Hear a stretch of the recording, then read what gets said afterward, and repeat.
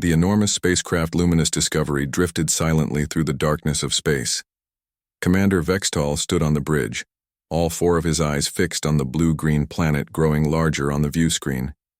His thin, gray fingers tapped nervously on the console as the ship's sensors gathered data.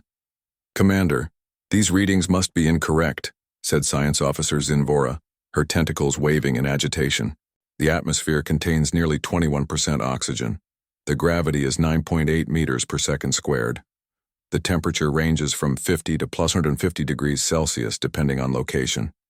Nothing could live there." Vextall clicked his mandibles together in thought. The Galactic Confederation had been searching for new, intelligent life for decades, and their long-range scans had detected radio signals from this system. But the planet itself seemed impossible. "Run the scans again," he ordered. Minutes later, Zinvora's voice trembled as she reported, "Confirmed, Commander, and there's more. The planet has active volcanoes, regular earthquakes, and extreme weather patterns. There are billions of life forms on the surface, including what appears to be an industrialized civilization." "Impossible," Vextall whispered, but the evidence was right before his eyes. "Prepare a first contact transmission. The Confederation must know about this immediately." Down on Earth, the day had started like any other for Frank Miller. As the head of NASA's Extraterrestrial Contact Division, most of his work involved listening to the empty silence of space and writing reports that no one read. At 52, with gray beginning to show in his brown hair, Frank had given up hope of making first contact during his lifetime. He was drinking his third cup of coffee when the signal came through. "Captain Miller, you need to see this," said his assistant, running into his office. "We're receiving a transmission. It's not from Earth." Frank spilled coffee on his blue uniform shirt as he jumped to his feet. "Are you serious? Get everyone in the command center now." Within minutes, the room filled with scientists and government officials. The large screen at the front showed a pattern of signals that repeated in a clear mathematical sequence. "It's definitely artificial," said Dr. Lisa Ward, the team's astrophysicist. Her blonde hair was pulled back in a messy ponytail, and excitement made her blue eyes bright. "And it's coming from a vessel that just entered Earth orbit." Frank felt his heart race. Decades of protocols and training were about to be put to the test. "Alert the President and the UN Security Council. We need to respond following first contact procedures." The next 72 hours passed in a blur of emergency meetings, global broadcasts, and frantic preparations. Panic spread in some parts of the world, while others celebrated. Religious leaders claimed the aliens' arrival fulfilled ancient prophecies. Stock markets closed as economies worldwide froze in uncertainty. Through it all, Frank and his team worked tirelessly to establish communication. They sent mathematical responses and simple language primers. The alien ship responded with similar information, and slowly, a basic translation system developed. "They want to meet us," Frank told the hastily assembled United Earth Diplomatic Corps. "They've requested a landing site with specific atmospheric conditions. Switzerland seems to be the best match for their needs." A week after the initial contact, the alien ship launched a smaller vessel that descended toward the meeting site in the Swiss Alps. Military forces from around the world surrounded the area, while scientists prepared the specially built meeting facility. Frank stood with his team at the entrance. Beside him, Alan Patel fidgeted with his translation device, his dark eyes focused intensely on the landing craft. Colonel Susan Cooper stood rigid in her uniform, hand never far from her sidearm. "Remember," Frank said, "we represent all of humanity. Now." The alien craft touched down with surprising grace for its odd asymmetrical design. A door slid open, revealing a ramp. Then the aliens emerged. Frank had imagined many possibilities, but nothing prepared him for the reality. The three aliens were tall and slender, with gray-green skin that seemed almost translucent. Each had 4 arms and 4 eyes on stalks that moved independently. They wore what appeared to be mechanical suits with tubes and lights. "Those must be environmental suits," Lisa whispered. "They need protection from our atmosphere." The aliens approached cautiously. The leader, distinguished by markings on its suit, extended a device similar to Alan's translator. "Greetings," Earth beings, came a mechanical voice. I am Commander, Vexatal of the Galactic Confederation. We come in peace and curiosity. Frank stepped forward. Welcome to Earth, Commander. I am Captain Frank Miller of the United Earth Diplomatic Corps. We are honored by your visit and eager to establish friendly relations. The aliens were guided into the meeting facility, where representatives from Earth's nations waited. As they entered the building, the aliens' movements became more labored, even though their suits whirred with increased activity. Is the environment uncomfortable for you? Frank asked, noticing their distress. Your gravity is extreme, Vextal replied. And despite our filtration, the oxygen content is highly corrosive to our biology. We can endure it for short periods. Frank nodded to a technician, who adjusted the room's settings. We can reduce the oxygen and gravity in this chamber. The changes took effect. The alien's posture relaxed slightly. Better, thank you, Vextal said, though still quite difficult. Your species evolved on this planet naturally. Of course, Frank replied with a puzzled smile. Why do you ask? The four aliens exchanged looks that even across species seemed to convey astonishment. Captain Miller, Vextal said, in our classification system, Earth would be categorized as a Class X death world. Fewer than 0.1% of life-bearing planets in the known galaxy have conditions this extreme.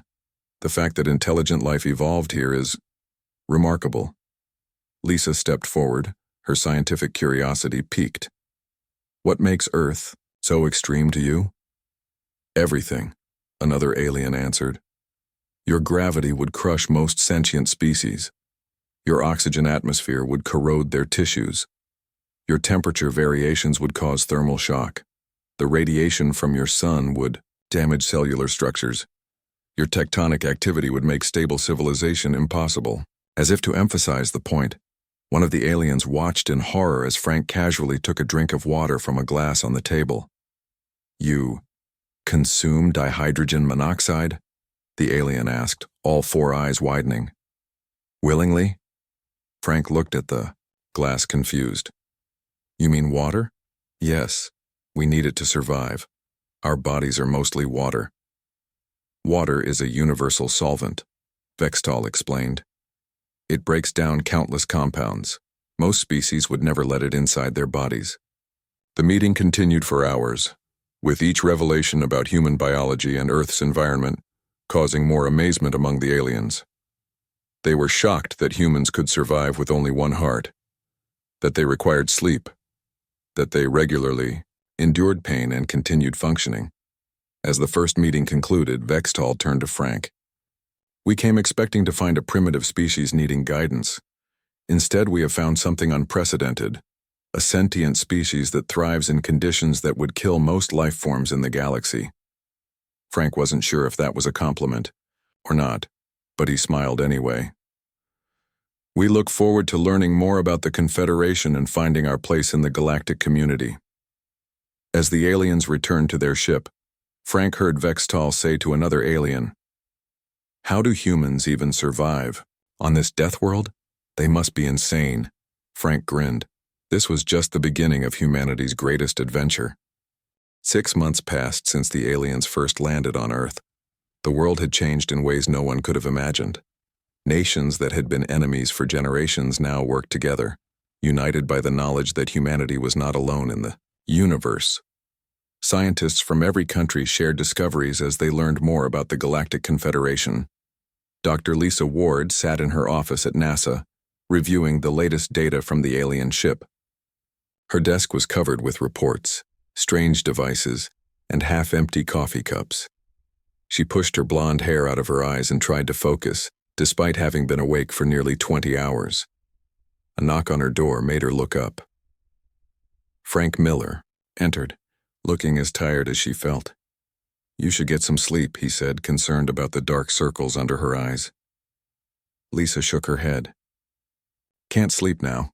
The aliens just sent new information about the Confederation's central station. It's incredible, Frank. Frank sat down across from her. Well, you better rest up anyway. The aliens have sent an official invitation. The Confederation wants to meet with human representatives, and you've been selected for the first delegation. Lisa's eyes widened. Me? Go to space? To their station? You're our best astrophysicist, and you've made the most progress understanding their technology, Frank explained. Plus, your body handled the altered gravity tests better than most. Lisa's heart raced with excitement. After years of looking up at the stars, she would finally travel among them. 3 weeks later, Lisa stood in a special chamber on the alien ship Luminous Discovery, being fitted for adaptive gear. Unlike the aliens, who needed full environmental suits to visit Earth, Lisa only required a small breathing apparatus. The ship's normal atmosphere contained less oxygen and more trace gases that, while not immediately harmful to humans, could cause dizziness after prolonged exposure. The journey to Harmonious Unity Station will take 12 days in your time measurement, explained Zinvora, who had become the main scientific liaison with humans. The artificial gravity will be set at approximately 60% of Earth normal to accommodate both our species. Lisa nodded, already feeling lighter on her feet. I've been practicing in our variable gravity chambers. I should adapt quickly. Zinvora's eye stalks moved in what Lisa had learned was an expression of respect. Your species' adaptability continues to amaze us. Most beings require months of preparation for different environmental conditions. The ship departed Earth orbit with little sensation of movement.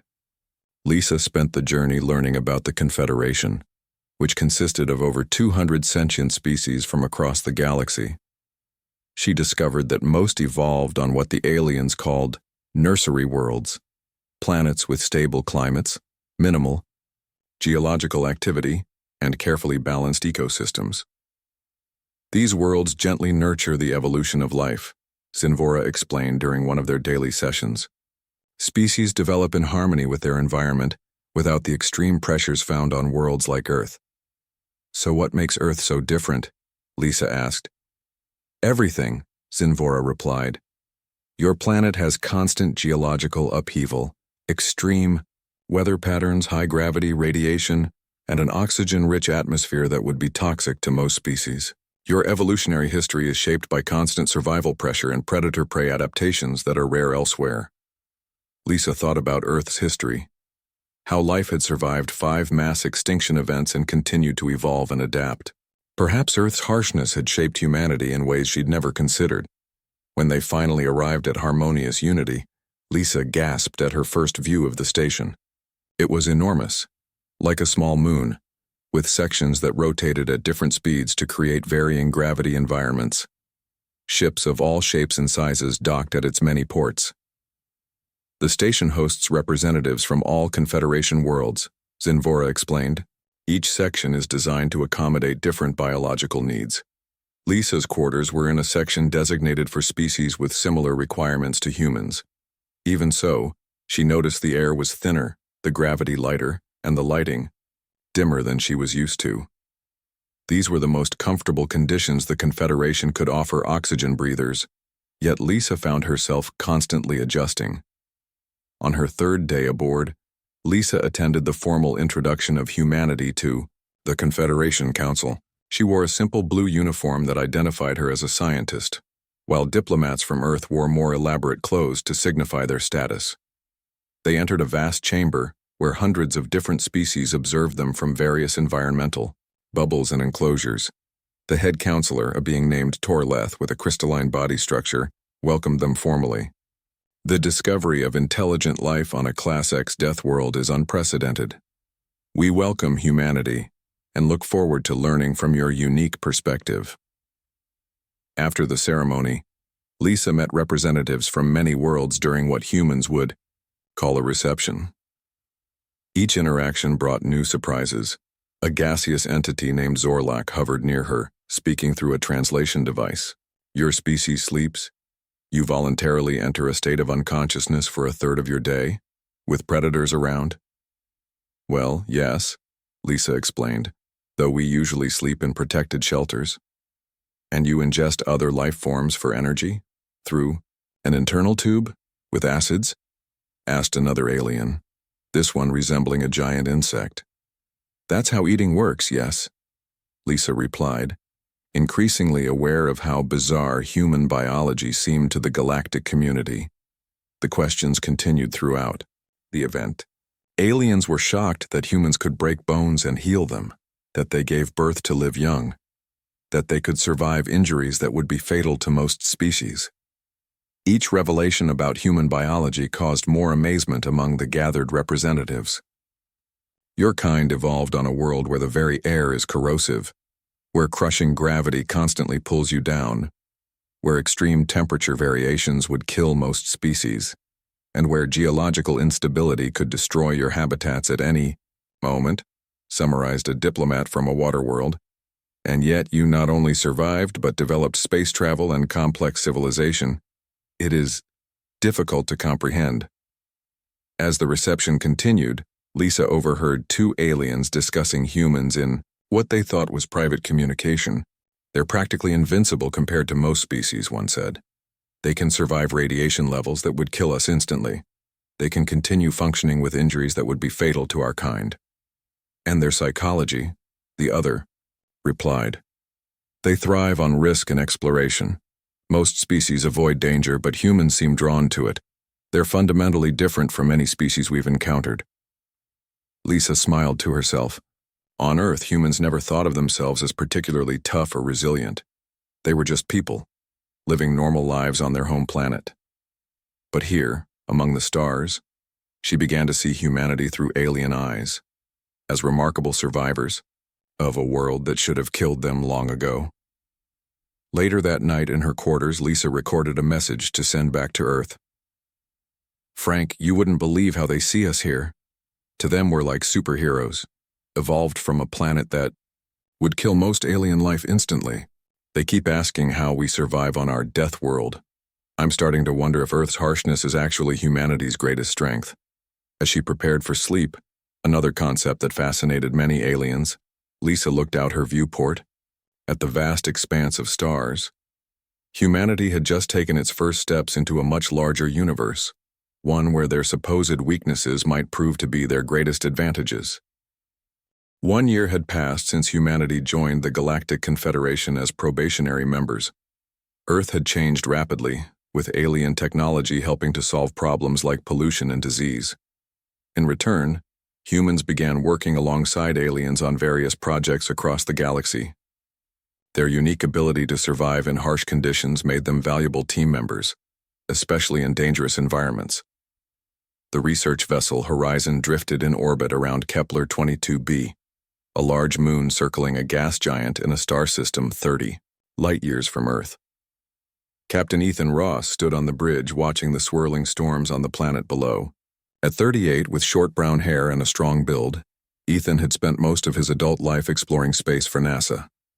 Now he commanded a mixed crew of humans and aliens on missions for the Confederation. Captain, the science team is ready to begin their survey, reported his first officer, a tall, blue-skinned alien named Trex. Like all members of his species, Trex wore a breathing device to filter out oxygen, which was toxic to his kind. Ethan nodded. Tell them they're cleared for shuttle launch, and remind them about the weather patterns we detected. That moon has some nasty storms brewing. The moon below was being studied as a potential colony site for several Confederation species. Its atmosphere was similar to many of their home worlds. Low gravity, minimal oxygen, and stable temperatures. To humans, it was barely habitable, but to many aliens, it was perfect. Shuttle away, Captain, said Maria Sanchez, the ship's engineer. Her dark eyes focused on the small craft now visible on the view screen as it descended toward the moon's surface. Keep a channel open, Ethan ordered. I want regular updates. For several hours, the survey proceeded normally. The alien science team set up equipment on the surface and began collecting data. Then, without warning, alarms blared across the bridge. Captain, emergency signal from the surface, shouted Daniel White, the communications officer. His usually calm voice was tense with urgency. Put it through, Ethan ordered. A garbled message came through, filled with static and alien words too quick for the translator to process properly. But the panic was clear. Equipment failure, atmospheric leak, toxic gas, need immediate. Then silence. Ethan was on his feet instantly. Prepare the emergency shuttle. Maria, Daniel, suit up. Patricia, you're with me too. He turned to Trex. You have the bridge. If we're not back in 6 hours, contact Confederation headquarters. Patricia Jones, the ship's security officer, was already checking her equipment. Sir, the moon's atmosphere is mostly nitrogen and methane. Our standard equipment may not be sufficient. We'll manage, Ethan said firmly. Those scientists won't survive long if their environmental systems have failed. 20 minutes later, Ethan and his team were aboard the emergency shuttle, racing toward the surface. As they descended, they could see a severe storm system moving toward the research base. That storm's generating massive electrical discharges, Maria reported, looking at the shuttle's sensors. And there's some kind of radiation spike, too. Ethan frowned. The gas giant must be emitting radiation bursts. That's probably what damaged their equipment. When they landed near the base, the situation was worse than expected. The main structure had partially collapsed, and strange, yellowish gas was pouring from ruptured pipes. Through the facility's transparent walls, they could see alien forms lying motionless on the floor. Oxygen masks on, Ethan ordered his team. The atmosphere here won't kill us immediately, but that gas might. They exited the shuttle, immediately, feeling the lower gravity. Each step sent them bouncing slightly, requiring careful movement to avoid floating away. The temperature was well below freezing, making their breath visible even through their masks. When they reached the facility's entrance, Maria quickly bypassed the damaged lock system. As the door opened, a rush of gas hit them. The facility's atmospheric regulators had failed completely. Daniel checked his handheld sensor. Sir, this gas mixture would be lethal to the alien scientists, but it's mostly nitrogen and methane. We can breathe it for short periods. Remove your masks, Ethan ordered. Save the oxygen for the aliens when we evacuate them. The human team took off their masks, grimacing at the foul smell but otherwise unaffected by what would be deadly poison to the Confederation scientists. They moved quickly through the facility, finding unconscious aliens everywhere. Their environmental suits failed, Patricia said, checking one alien who was barely breathing. The radiation probably damaged the circuits. Ethan nodded, already lifting an unconscious scientist. Each of you take 2. We'll need to make multiple trips. As they carried the first group of aliens toward the shuttle, the ground shook violently. A massive tremor rippled across the moon's surface, knocking them off balance in the low gravity. Seismic activity, Maria shouted. The facility's not going to last. Another tremor hit, stronger than the first. Part of the research base collapsed completely, sending debris flying in the low gravity. A metal shard struck Ethan in the forehead, opening a deep cut that immediately began pouring blood. Captain, you're injured, Daniel exclaimed. Ethan wiped the blood from his eyes, barely noticing the pain. Keep moving. We need to get everyone out before the whole place comes down. For the next 2 hours, the human team worked tirelessly. They made trip after trip into the increasingly unstable facility, carrying unconscious aliens to safety. The temperature dropped further as night fell on this side of the moon, reaching levels that would cause hypothermia in most species. The humans shivered but continued working. Captain, the building's structural integrity is failing, reported Patricia as she carried 2 unconscious aliens under each arm. Her strength, normal for a human but remarkable to most Confederation species, allowed her to move quickly despite the burden. Keep moving, Ethan ordered, blood still streaming from the wound on his forehead. Maria, how's that emergency shuttle coming? Maria was working frantically to repair the shuttle's systems, which had been damaged by another radiation burst. Her fingers were nearly frozen, but she continued working with a precision that would amaze most aliens. Almost got it, Captain, she replied. Just need to bypass the radiation-damaged circuits. As the last alien was loaded aboard the repaired shuttle, the research facility collapsed completely. The human team watched for a moment, then turned their attention to their passengers. Using the medical supplies on board, they created makeshift environmental chambers for each alien, filtering the air to remove oxygen and adding the gases each species needed. Will they survive? Ethan asked Daniel, who had the most medical training. Daniel checked the vital signs of the aliens. I think so. We got to them in time. But they'll need proper medical care soon. They launched the shuttle just as another radiation burst hit the moon. The shuttle's shields absorbed most of it, but enough got through to make the human's skin tingle uncomfortably. To most alien species, that level of radiation would cause severe cellular damage. When they returned to the horizon, Trex was shocked by their appearance. All 4 humans were injured, half frozen, and had been breathing toxic gases for hours, yet they functioned normally, even joking about their experience as the ship's medical team treated them. "You entered that environment without full protective gear?" Trex asked, his voice translator unable to hide his astonishment. Ethan shrugged as a medic stitched the wound on his forehead. "We had to. There wasn't time to find working suits their size. But the atmosphere, the radiation, the temperature. Just another day at the office," Maria said with a tired smile. "Nothing we haven't handled before." Trex's eye stalks waved. In what the humans had learned was an expression of deep respect. "The Confederation will hear of this. You saved 23 lives today in conditions that would kill most sentient beings instantly." As the horizon set course for the nearest Confederation medical station, word of the humans' actions spread quickly through subspace communications. The story grew with each retelling.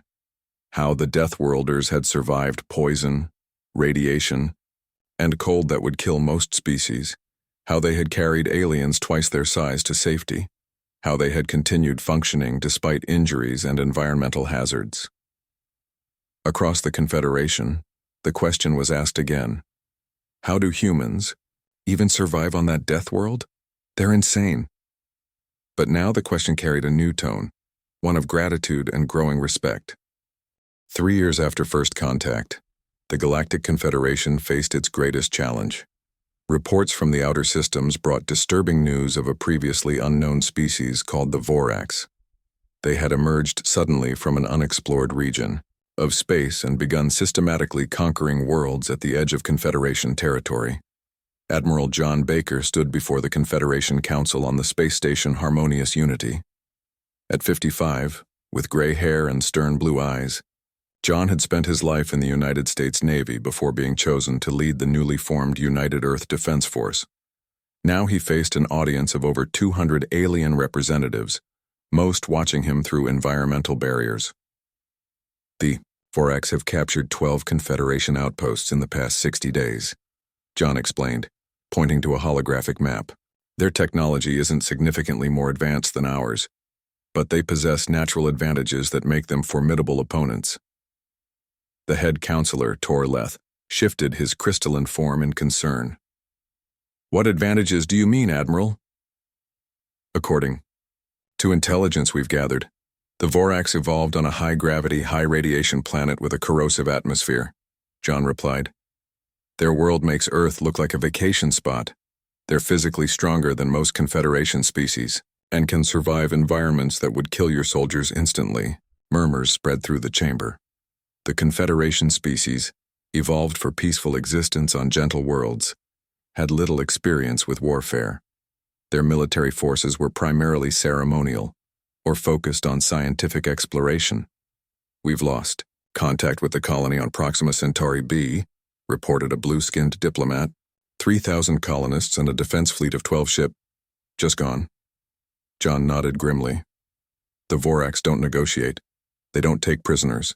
They want territory and resources, and they're willing to eliminate anyone in their way." "What do you propose, Admiral?" asked Torleth. John took a deep breath. "A joint human-alien military response. Earth will commit its full military resources to defending the Confederation, but we need your technology and knowledge of the galaxy." The council chamber erupted in debate. Many representatives feared the humans almost as much as they feared the Vorax. Humans were still seen as unpredictable and potentially dangerous despite their growing acceptance in the Confederation. "You're asking us to arm the Deathworlders," one counselor shouted. "What if you turn those weapons against us once the Vorax are defeated?" John waited patiently for the noise to subside. "We understand your concerns, but right now, humanity may be your best hope. We evolved on a harsh world, just like the Vorax. We understand how they think and we can match their physical resilience. This is no longer about politics, it's about survival. After hours of debate, desperation won out over fear. The Confederation Council approved John's plan by a narrow margin. Back on Earth, John assembled his team at the United Earth Defense headquarters in Geneva. The room contained the best military minds from across the planet, now united in humanity's first interstellar conflict. The Vorax have never encountered humans before, John told his officers. That gives us one advantage: surprise. They won't expect resistance from beings who can withstand their tactics.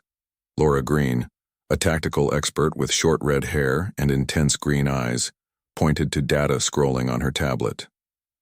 Their ships are designed to emit radiation and toxic gases when they board enemy vessels. That knocks out most Confederation species immediately. But not us, said Carl Ramirez, weapons specialist. The stocky man grinned confidently.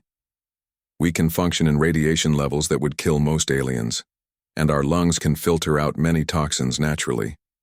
Diplomat Olivia Wright, a tall woman, with dark skin and a thoughtful expression, raised a concern. The Confederation forces don't have our advantages. How do we protect them? We don't, John said firmly.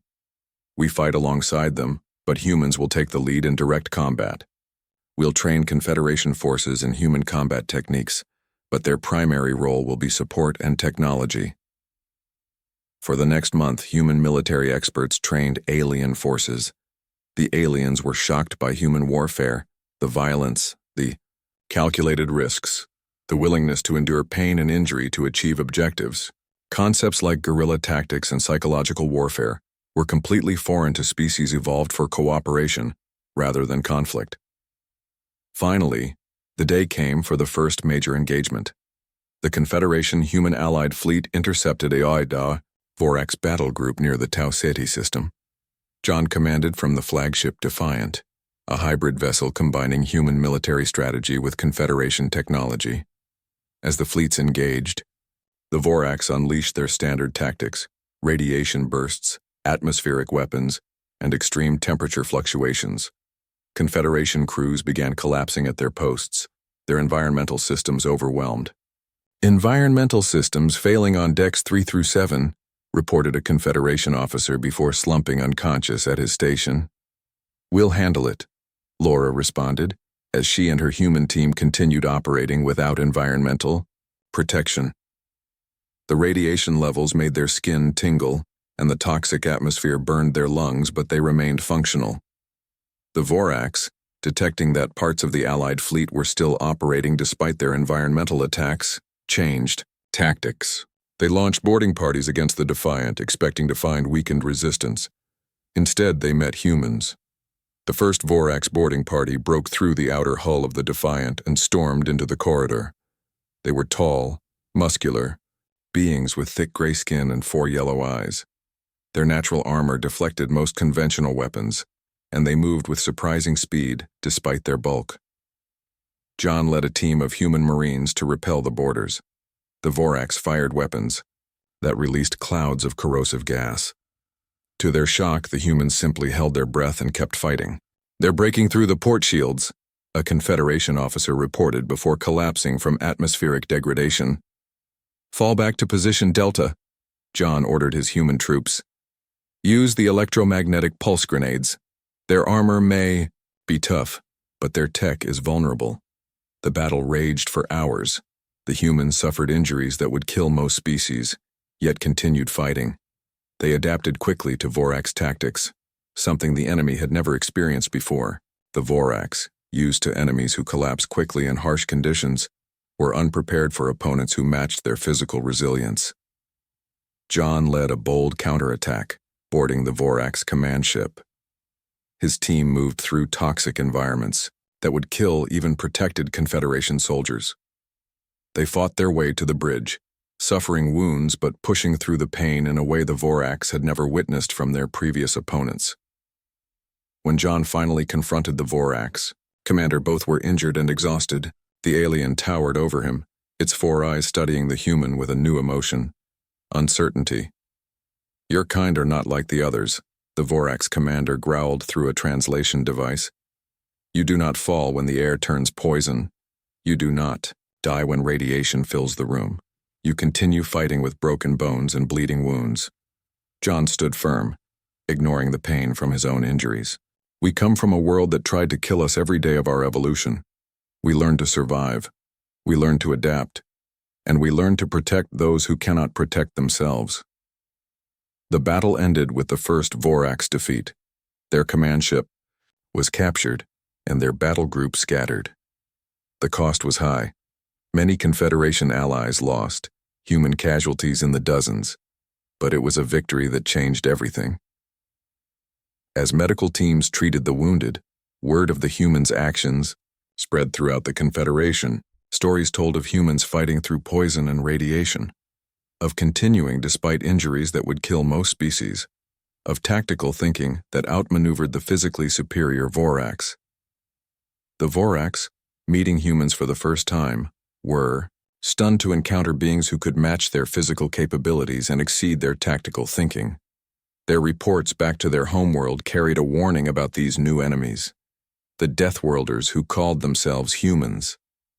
On the Defiance Bridge, as the ship limped back to Confederation space, John looked at his battered but victorious crew. Humans and aliens worked side by side, with a new respect born in battle. They'll be back, Laura said quietly, standing beside him with a bandaged arm. This was just the first clash. John nodded. And we'll be ready. The Confederation has never faced an enemy like the Vorax before. But then again, the Vorax have never faced anything like humans. Across Confederation space, the question that had once been asked in fear was now spoken with hope. How do humans even survive on that death world? They're insane. Thank the stars they're on our side. 10 years had passed since humanity first made contact with the Galactic Confederation. Earth had changed dramatically in that time. Cities now featured special habitation zones for various alien species, allowing visitors from across the galaxy to experience the infamous death world firsthand, albeit with extensive protective equipment. The war with the Vorax had ended 3 years ago. After the initial human-led victory, the Confederation had taken the fight to Vorax territory, eventually forcing a peace treaty that established clear boundaries.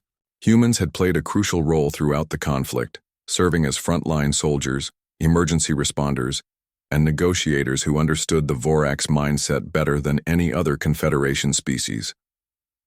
Dr. Nicholas Bell stood in his laboratory at the new Interspecies Medical Center in Geneva. At 42, with kind brown eyes and a thoughtful manner, Nicholas had become the leading expert on cross-species medicine.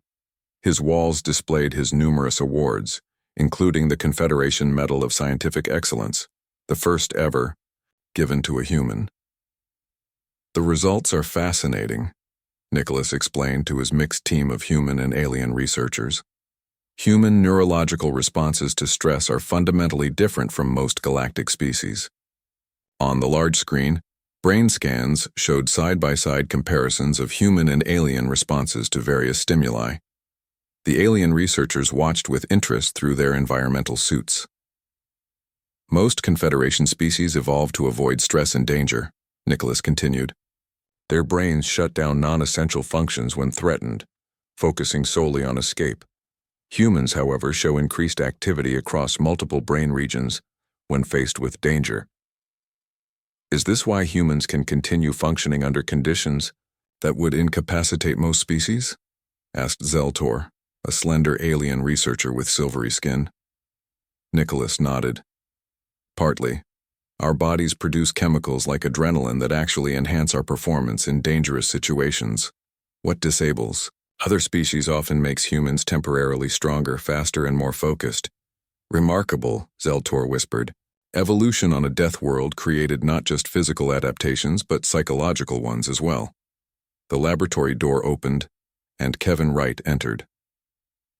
As Earth's chief diplomat to the Confederation, Kevin spent most of his time on Harmonious, Unity Station. His visit to Earth was rare and significant. Dr. Bell, Kevin greeted with a smile. I hope I'm not interrupting. I wanted to personally invite you to the 10th anniversary celebration of First Contact. The Confederation Council has requested your presence specifically. Nicholas looked surprised. Me? I'm just a researcher. You're much more than that, Kevin replied. Your work has revolutionized our understanding of cross-species biology.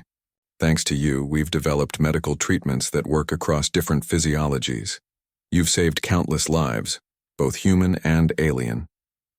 2 weeks later, Nicholas found himself aboard a sleek diplomatic vessel bound for harmonious unity. The station had grown enormously in 10 years, now housing permanent representatives from over 300 species, including a large human contingent. The anniversary celebration was held in the Grand Council Chamber, a vast space designed to accommodate beings of all sizes and environmental needs. Nicholas sat with the human delegation, watching as representatives from across the galaxy shared stories of the past decade. Head Counselor Torleth, who had led the Confederation through both First Contact and the HFY War, addressed the assembly. 10 years ago, we discovered a species that defied our understanding of life itself. Humans came from a world we would classify as uninhabitable, yet they not only survived but thrived there. Murmurs of agreement spread through the chamber. We initially feared these Deathworlders, Torleth continued, his crystalline form shimmering in the chamber's light. We worried their physical resilience might be matched by aggression or cruelty. Instead, we found beings whose harsh evolution created not just strength, but compassion, creativity, and an unrelenting determination to overcome challenges. Nicholas listened as various speakers recounted human contributions to the Confederation, from the rescue mission on Kepler 22b to the critical role humans played in the HFY War. Each story emphasized not just human physical capabilities, but their problem-solving and adaptability. Commander Vexitol, now elderly but still active in Confederation science, spoke about the initial discovery of Earth. I remember thinking, these beings could not possibly exist naturally. Their planet seemed designed to kill them, yet they flourished. What I did not understand then was that Earth's challenges created humanity's greatest strengths. Finally, Kevin Wright rose to address the assembly as Earth's representative. He stood confidently at the podium, his voice clear and strong. We never realized we were living on what you call a death world, Kevin began. To us, Earth was simply home. Beautiful, challenging, and the only reality we knew.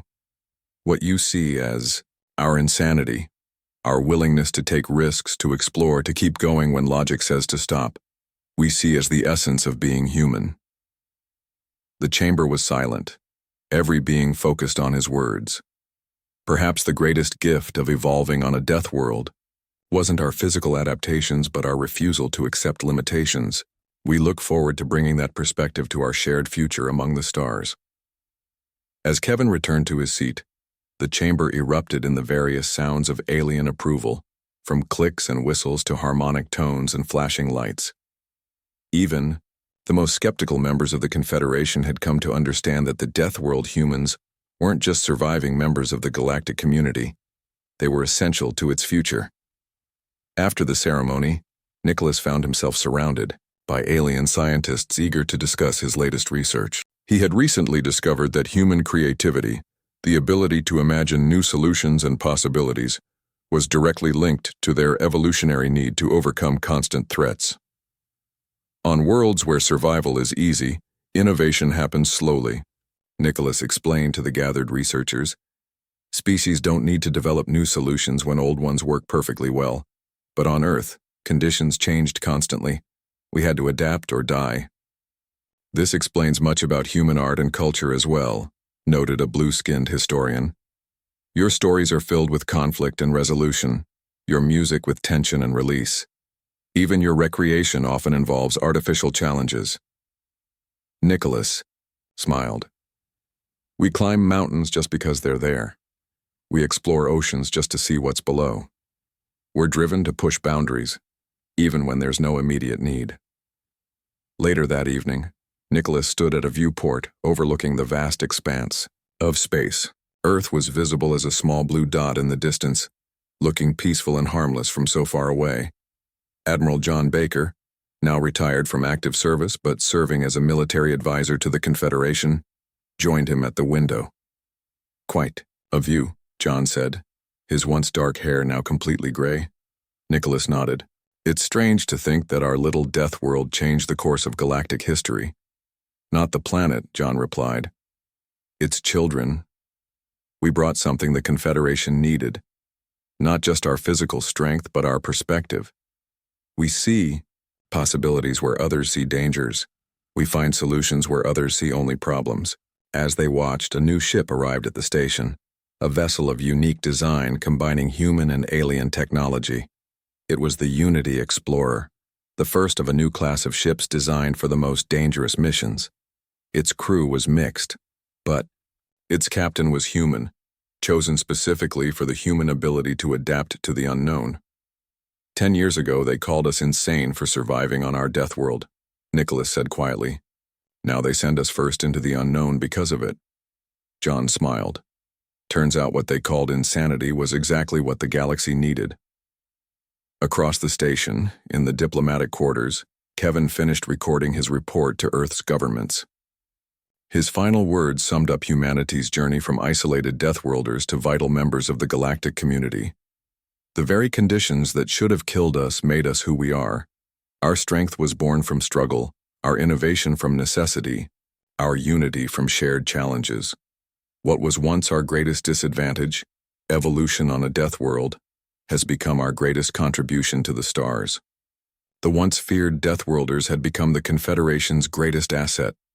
Beings who saw possibility where others saw danger, who found solutions where others saw only problems, and who brought a unique perspective forged in the crucible of a world that never made survival easy.